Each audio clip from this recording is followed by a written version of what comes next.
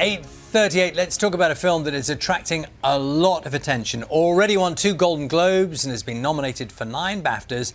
That's before 1917 has even been released in UK cinemas. Well, the lead actor, George MacKay, joins us now. Morning to you, George. Good morning. Morning. So it's worth explaining a little bit for people about this film because you are literally in it from the first frame to the last. Yes. And it follows you on a journey. Just explain the scenario for us. Well, I guess the story of the film is 2 soldiers, myself and Blake, who's played by Dean Charles Chapman, get tasked with a mission to save 1,600 men who are heading towards what they think is open ground, or, you know, what they think is they're heading into to win the war, and you're basically. carrying a message. And we're carrying a message, and they don't know what they're heading into, and we're there to stop them before they get there, because one of those soldiers is Blake's brother.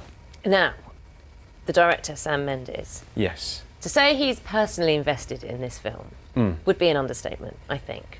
Yeah, this film is seeded from stories that his grandfather told him. His grandfather fought in the First World War. He signed up when he was 17 years old and was a messenger in the war. And he didn't talk about it until he was in his 70s, his experiences of the war. And Sam tells the story of the fact that his granddad always used to wash his hands, and they didn't know why he did that. And Sam asked his father why his granddad did that, and he said he remembers the mud of the trenches and he could never get clean. And it was that idea that kind of got Sam interested in asking his granddad more stories. And one of them that his granddad told him was that he had to deliver a message across no man's land. And that image is what basically seeded the story for Sam. So when you're approached to do this film, to work with Sam Mendes, and you are, as Charlie said, literally from the first frame to the last, what was the pressure like?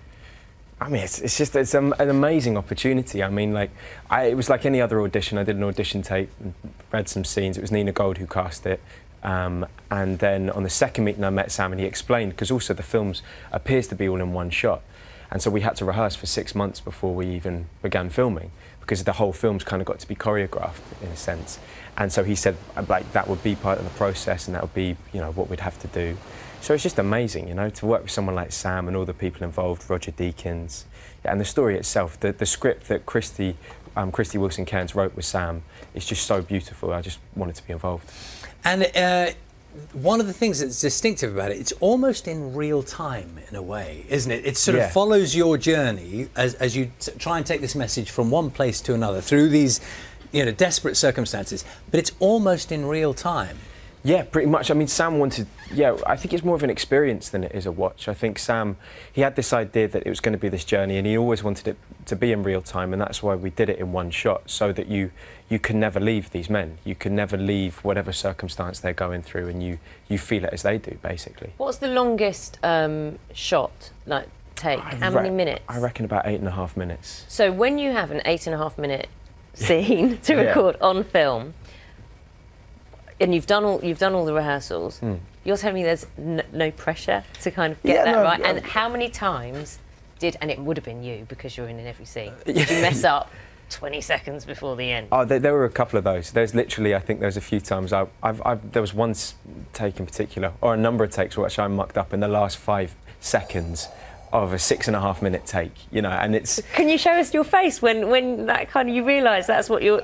I mean, I don't know what I look like, but I imagine there was a couple of choice words, I'm sure. That's when you need the backing of your director. Yeah, that's the thing. Is, do it again. It was genuinely such a team effort, because, like, in getting these shots, you know, getting these long sequences, there was never a lead element. It was never all about the camera, all about the acting, all about the set. It was this complete fluid handoff. And so, you know, when one of us would muck up, there was always that kind of shared, like, it's all right, we all knew. Now, some of the images we've shown people already, shown some of the filming of you in those very barren, bleak areas. Yeah. There were huge mud pits, you know, well documented from the trenches.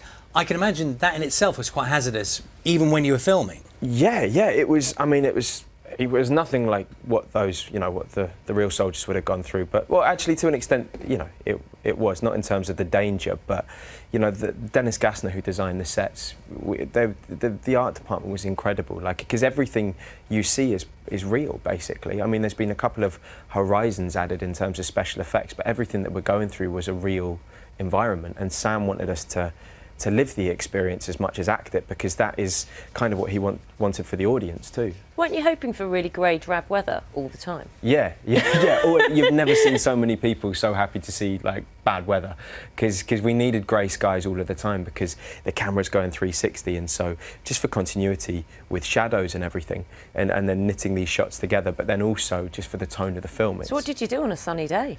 We'd just rehearse. I mean, the first day of filming, we didn't shoot a thing, you know. So I think the producers called up at the end of the day and were like, "So how did it go?" And like, "Well, we haven't filmed a thing because the weather's not right." So we just rehearse again and again and again, so that we could. It was like doing a play basically. So then when we came to do it, and sometimes, you know, we'd be waiting. There'd be a big cloud in a sunny sky, and everyone would be there like, "Okay, it's coming, and go!" And we'd do 1 3-minute take, and the cloud would go and go, "Right, well, we'll wait for the next one now." And so yeah, it was constant sort of up and down. I kind of imagine that in amongst the kind of euphoria and the excitement of making a film and doing that, were there times when you sort of stopped in your tracks and thought, you know, we're making a film, but the person I'm depicting and the place we're trying to represent, did you have moments when that really hit you? Yeah, there were two for me particularly, where there's a bit where Dean and I, when we first go over the top. Dean is your fellow messenger. Yeah, Dean Charles Chapman, who plays Blake. I play Schofield, he plays Blake.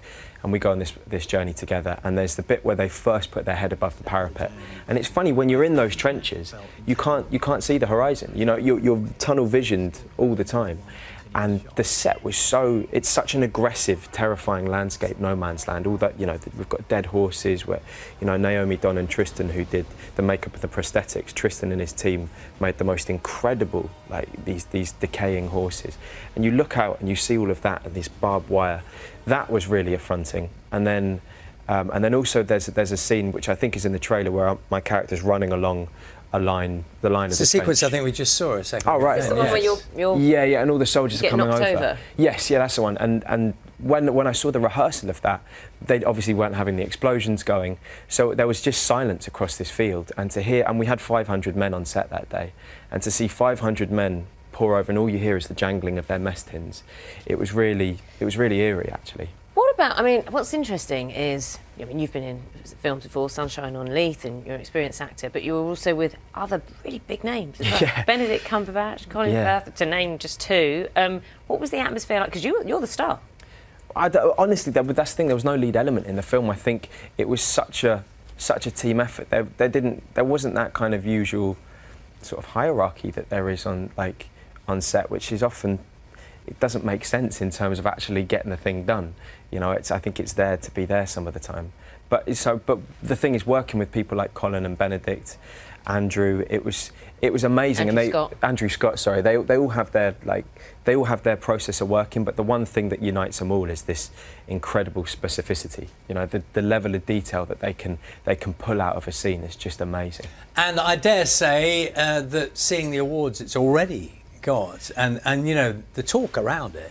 Yeah. That must be lovely to hear. Yeah, it's lovely. I think it's great for the film. I think the best thing that can come from it really is that it's just also because the film's not out yet over here. It comes out on Friday, and so the fact that it's got this buzz now is wonderful. And the thing is it's a film made to be seen in the cinema. It's a proper cinema experience. I can definitely vouch for that, because we were lucky enough to go to a screening and see it in the cinema, and it is big and it is big. You want immersive. It's exactly that's what Sam wanted. So I think anything to do with, you know, all the awards and that, it's, you know, it's motivation for people to hopefully go and see it in the cinema. Practiced a speech? No. How did you celebrate the Golden Globe? Oh, we're just with everyone. You know, we had a fair few of the team out there, so we just kind of made a night of it. Messy? No, not too bad. We were all right. Best behaviour. Lovely to see you this morning. Thank you. Cheers. Thank you very much. 1917 is in cinemas, as we just said, from tomorrow.